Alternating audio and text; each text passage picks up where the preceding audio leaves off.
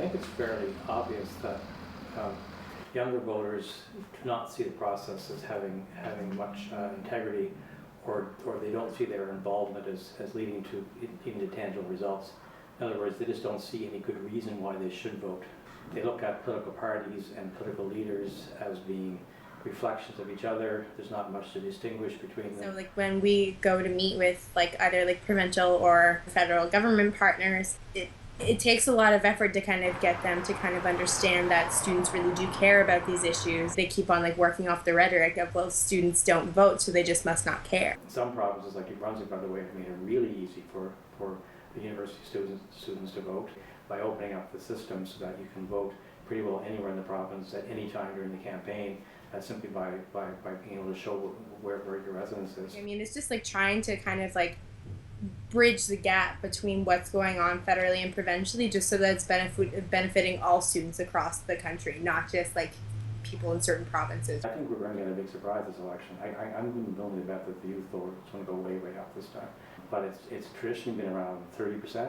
I'm willing to bet that we start seeing closer to the numbers that the overall population is voting. I think a lot of it is just like lack of access to information about voting, and especially people who are first-time voters. Like they don't know like where to go for information, how to go online and register to vote. So a lot of what student unions are doing right now is like while they're like getting people to like pledge to say that they are going to vote in the upcoming election, they're also trying to be like the best resource for students as possible in regards to just like every nook and cranny of what this election entails. If people did go out and just give it a try and see basically how easy it is, number one, but number two, and then look at the results, then it becomes self-perpetuating.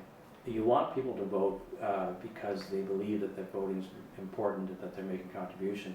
If their only reason they're voting is because they have to, I have no confidence in the integrity of that vote. It's just like making sure that students understand like how important their vote is, and that like I mean, yeah, like maybe like you think that your one vote doesn't matter, but when you have like a huge portion of the population thinking that their one vote doesn't matter, then you get, you know, like we have like our last like the Conservatives were elected in with, you know, like less than 30% of the like of the preferential vote. We have the opportunity to decide like the future of this country, and like I think like when you see like more and more social justice like activist groups like popping up on campuses across the country, that's like speaking to the kind of, you know, like the kind of country that people want to live in, and that they want to make sure that their voices are heard, and that there's no better opportunity to make sure that your voice is heard other than participating in this election and making sure that your vote matters.